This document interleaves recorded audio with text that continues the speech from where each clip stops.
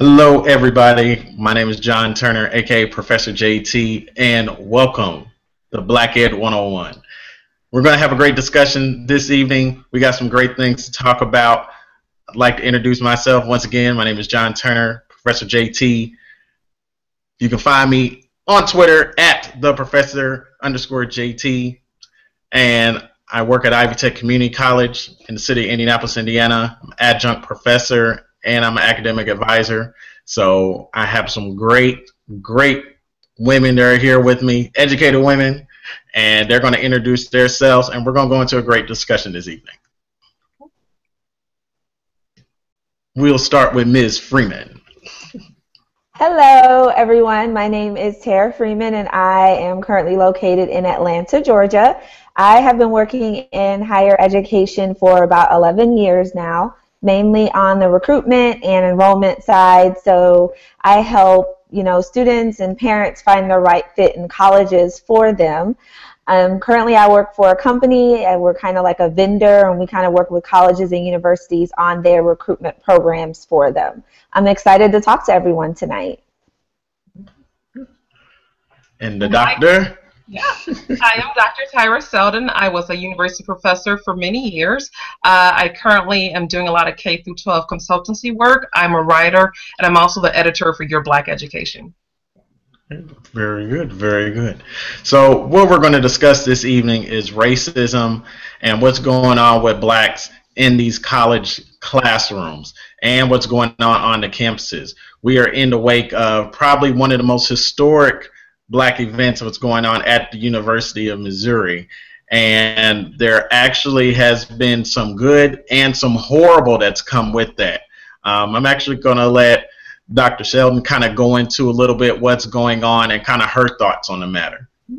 So for those of you who are unfamiliar, there was recently a young man, a graduate student at the University of Missouri, who engaged in a hunger strike. And he was literally willing to, put his life on the line because what they wanted to see were changes pertaining to some systematic incidents of racism on campus. And specifically, they wanted the president to resign because they thought that he wasn't really being responsive. So this had been going on for a while. It received some press. But what happened is that the University of Missouri, their athletes of color, football players in particular, unified and said that they weren't going to play. And so there were some economic ramifications for that in terms of they were supposed to play a game this weekend. It would have cost them $1 million to basically forfeit. And so subsequently, even the faculty, some departments gave the president a vote of no confidence, which is the equivalent of saying that we think that you're not apt, you're not capable of being a leader. And so he resigned, as well as one of the chancellor that was responsible for the Columbia campus in particular. So that's kind of the backstory. Mm-hmm. Okay. All right, and we're going to give it to Ms. Freeman. Kind of tell me all that's transpired, kind of with the whole situation. What are your thoughts on the matter? Well, I think it's important to first of all recognize that we need to give a big shout out to everyone at the University of Missouri that actually took a stand and that actually wanted to do something about it. A lot of times what happens on colleges' campuses is that you'll hear a lot of talk, people will get together and talk about the issues, but no one actually ever does anything about it. So a big shout out to everyone at the University of Missouri that actually stood up and decided to do something. And I think that the football players actually recognizing their power that they had on campus is a huge component of this. Football brings in huge money for the University of Missouri, and you have the boosters and the athletic department. And I think that it's very important that these young athletes, 19, 20, 21 years old, realize the power that they could have because they really wanted to see some change on their campus and help all of their classmates. So I think that's one of the huge takeaways from this, that some students, students do actually have some power to actually affect some change. That's right. And kind of go back to you, Dr. Selden. We also see that there are some individuals that kind of are there on campus. Mm-hmm. And what are your thoughts of the feelings of what's going on now, the aftermath? Right. After, yes, the president's been removed, the chancellor said he's going to step down kind of later on in the year. Now we have this amazing, crazy aftermath that's going on with the death threats and the campuses uh, individuals that feel like they can't go to class. So what are your thoughts kind of on the aftermath of all this, what's happened? Well, I think one of the things that happens anytime you have something of this nature happening is that there has to be some sort of healing taking place. So we've had an action, I think, that's really jolted most people at the national level as well as on that campus. And so there hasn't been that like transition, like, okay, now the president's gone, now that, one of the chancellors has resigned, now what? And so it's my understanding that many of the students are still making demands. They want an increase in faculty of color, they want more diversified courses, and they want the University of Missouri to step up recruiting efforts of students of color. It's my understanding they make about 8% of the population. And so yes, symbolically they were victorious, but we have to remember that after all of the news cameras are gone and after the national interest starts to dissipate, these are individuals who have to still live and function, not just on that campus, but in the Columbia community. So I think what's happening is that you're getting a lot of people who are showing backlash. There were incidents, my understanding, of some racial threats that were made. One student actually has been charged. There were emails that were sent to faculty members who spoke up. And so it really is a very chaotic environment right now. And I think one of the things that we have to be mindful of is that, when you have these momentous events, when there have been like changes and shifts that everybody's not agreeable with, and not everybody's singing, oh, kumbaya, this is the best thing ever, and you're going to have some pushback. And unfortunately, that pushback is translating into people being threatened and feeling as if they're no longer welcome, if they ever were, on that campus. Mm-hmm. Kind of as we look at it, Ms. Freeman, as an outsider, how do you feel about the entire situation, and what do you feel like can be done next, or what should be looked at as a next result after all of this has happened? Yes, they took a stand. Yes, the president and chancellor have been removed. But what should these students really be looking to do? What should the faculty be looking to do next, kind of in the aftermath after all of this? I think it's important that since they have this momentum, that they don't give up. Like, this was kind of like the first step in a very huge war that they need to overcome. So if they have more demands, they need to constantly be working with the new administration, whoever that might be, to make sure that their other concerns are addressed. Because it would do nothing if they brought in someone new and everything went back to normal. Recruitment was still down. There's still low numbers of faculty of color. There's still, racial threats written on bathroom walls, and no one does anything about it. So I think they need to make sure that they keep their foot on the gas, per se, that, they keep it up, that they keep their momentum, that they keep up with their demands, just so that all the hard work that someone has already done doesn't kind of just, disappear into thin air. And I think that it's important to recognize that this is going to have a ripple effect at other colleges and universities. I just heard earlier today that, students and faculty at a college in New York, were fed up and they walked out of class and stuff like that. And I think that's great, because working on a college campus, you see all these things kind of every day. And I would hope that other colleges and universities are recognizing that they can do something about it. Mm-hmm. And Dr. Sheldon, kind of the same question, and Ms. Freeman kind of went into a little bit that ripple effect and kind of what's going on at Yale, and there's some other colleges that are starting to go the same route, and universities. Kind of what's your thoughts on that ripple effect from what we saw from University of Missouri that's going to start to happen nationwide? Mm-hmm. And actually, the college Ms. Freeman was referencing was Ithaca College in Ithaca, New York. So that's the college that's actually also calling for its president to resign. I think what's happening now is that with social media, we're so connected. And in some ways, it's reminiscent of what was happening with like SNCC. And so you have students at these colleges and universities who were aware of incidents that were taking place at the other schools. And so it really was like this very unified movement. And now with social media, things are urgent, they're immediate. I mean, like Ithaca just happened and we all already know about it.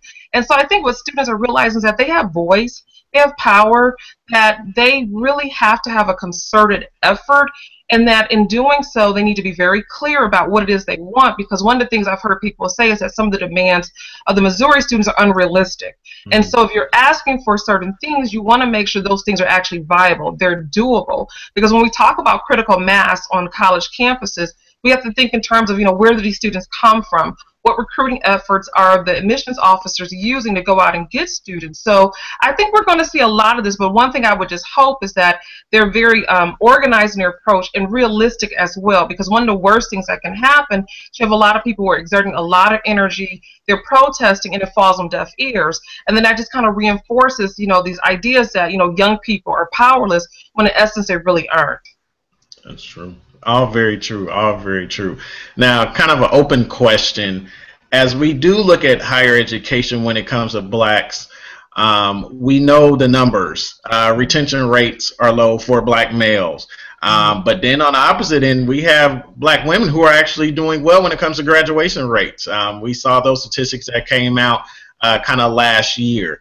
As we go to Ms. Freeman, if you were, and I know you talk with students and different things like that right now, could encourage the black communities when it comes to pursuing higher education, what would you tell black students that are not only pursuing college but are also in college right now? I would probably tell at least the ones that are thinking about college and trying to make that decision that they're going to need a degree if they kind of want to be successful.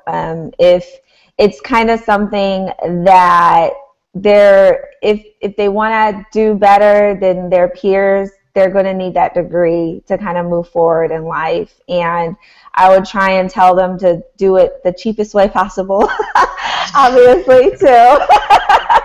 That higher education is expensive, but it is definitely an investment in yourself. And the rewards that you get from it, from networking, from meeting lifelong friends, to making connections with professors and people all over the world, are invaluable experiences that you can only get probably from getting a college education.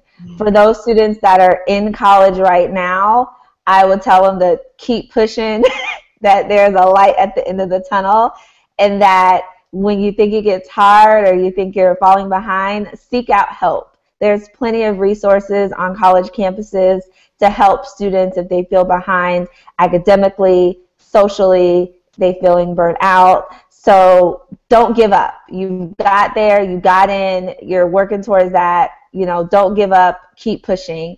And if you see something that you don't like, try and change it. Get with some of your friends, see what you can do, see if maybe, sometimes it's good to check with other people, like, hey, this happened. Did this happen to you? And if it's happening to a lot of people, say something about it. Start trying to influence some change and do something about it. But I think it's very important, especially for our young African American students, that they stay in school and that they get that education.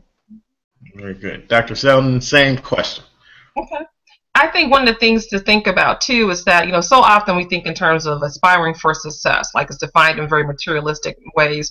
And I think we need to tell young people, aspire for greatness, right? So get the college degree, but the college degree is a launching pad. It's a springboard, because so often we become so pigeonholed based on, oh, I have a degree in this, a degree in that, and it may not even be what we're most passionate about. So I would say get your degree, but also be true to who you are and what that translates into in terms of your own greatness. And you may find, like, 3, 4, 5 years after you graduate that you want to do something different, and that's perfectly okay, but just be open to the opportunities. I can't emphasize enough the importance of networking, network with your peers, but also faculty members. There was a recent article that came out that said faculty of color are the linchpins for many African American students, meaning that they are the ones that most likely students are going to go to when issues arise. They're going to go to for support. They're going to go to for advice. Seek out allies and advocates on campus. They may not be African American. Who has your back, right? Because ultimately, you want to position yourself where you have a community of people, whether your peers, adults, advisors, other faculty members, even administrators, who are really going to help you, give you the tools that you need to navigate college. Because most of getting through college is about navigating various systems. It's not necessarily about being the smartest, but figuring out how you can work your way through. And that would be my advice to everyone, to young people. Very good, very good, very good. And just any thoughts that I have, the biggest thing is, don't think about a college degree just for yourself. You got to think about it as, I can go back and help somebody else. You know, I can help somebody in my community. I can help somebody that might be struggling, because once I get that college degree under my belt, now I have access to have other opportunities that I can take even for myself and give back to somebody else. I don't think a lot of people have ever seen, a lot of times, especially black people, a black doctor that's not a medical doctor. And some people don't know that you can become a doctor in pretty much anything. You know, those little things like that are huge, that we need as African Americans to go back to our communities and say, hey, we made it. There's some of us that struggled when we were in high school, and I was one of them. There's some of us that struggled even in undergrad, but you could still go. I love what you both said, kind of with the connections and, you know, making sure you have those. So those are key things to let students know there's support there. Sometimes it's outside of the college, but you need to go for it. There's money there. Don't be afraid to go and knock down the door of the financial aid office, because trust me, they got some money for you, you know, and kind of, you know, if you can go to a school that's a little bit cheaper than maybe your dream for those first couple of years, you know, maybe a community college just to get a couple credits under your belt, or maybe go to a community college in the summer just to get a couple cheaper credits done, you know, go for that. You know, you don't have to come out of college in a ton of debt. And, you know, there's a lot of us dealing with that right now. We're trying our best just to keep Sallie Mae, Navient, whatever they want to call themselves now, off our back. But, you know, there's ways that you can get the degrees, get them paid for. There's great college administrators that'll find a way for you, especially people of color. Oh, man, if you can get into a program and they know that you're serious, people will find you the money. They'll find you the money. So I'm going to give it first to Ms. Freeman. Final thoughts, and also your email or Twitter handle or any way people can get in contact with you. Thank you for joining us this evening. I had a great time chatting with everyone today. I am all for higher education. It's something that I've been passionate about for over a decade now. I am always available to answer any kind of questions about college preparation, finding the right college, financial aid, getting in, staying in, choosing a major, all of that. You can find me on Twitter at Tera, Tera_Monique. So that's Tera_Monique. Or I can be reached at my Gmail account, which is Tera, Tera.Freeman@gmail.com. All right, and Dr. Shelton.